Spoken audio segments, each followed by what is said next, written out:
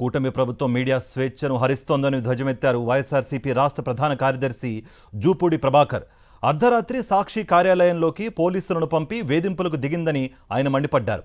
డీఎస్పీల ప్రమోషన్లలో జరిగిన అక్రమాలకు వార్తలు రాస్తే దాడి చేస్తారా అని ప్రశ్నించారు. మానవ హక్కులు ప్రజాస్వామ్యానికి సంకెళ్లు వేస్తామంటే కుదరదన్నారు. అప్రజాస్వామికంగా వ్యవహరిస్తున్న కూటమి ప్రభుత్వానికి ప్రజలే బుద్ధి చెబుతారని హెచ్చరించారు జూపూడి ప్రభాకర్.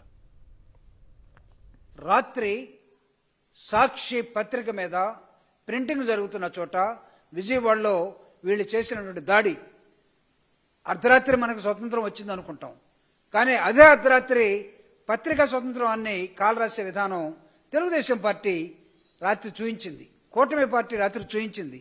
ఈ కూటమి ప్రజాస్వామ్యబద్ధంగా కాకుండా వికృత రూపంలో పోతున్నది. అందుకే దీన్ని నేను ఎవరు తమ తప్పుని వేలెత్తి చూయించకూడదు. అసలు తమ వాదనని ఎవరు అడ్డుకోవటానికి ప్రయత్నించకూడదు.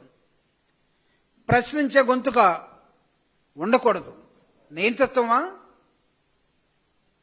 అవుననే సమాధానం వస్తుంది. పోలీసుల్ని పంపి భయభ్రాంతులు చేస్తున్నారా? ఎస్ అనే సమాధానం వస్తుంది. కేసులు పెడుతున్నారా? రకరకాల కేసులు. ప్రతిపక్షం ప్రజలు ప్రశ్నించకుండా ఉండాలని కోరుకునేటువంటి నియంతృత్వ పోకడలు ప్రజాస్వామ్య వ్యవస్థలో not acceptable. Your administration, my dear కూటమి లీడర్స్, రిమెంబర్ వన్ థింగ్, ఈ రోజు మాత్రమే మీది, రేపు మీది కాకపోవచ్చు. ఈరోజు మీరున్నంత మాత్రాన నిరంతరంగా ఉండే ప్రజాస్వామ్యాన్ని, రాజ్యాంగాన్ని మీరు కూని చేయాలనుకుంటే మేము చూస్తూ ఊరుకోవాలా? జీవించే హక్కు కానీ, మాట్లాడే హక్కు కానీ, లేకపోతే ప్రచురించే హక్కు కానీ, పత్రికలు కానీ, మనుషులు కానీ లేకుండా పోతాయా?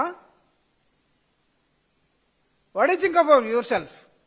మీ గురించి మీరేమనుకుంటున్నారు అసలు?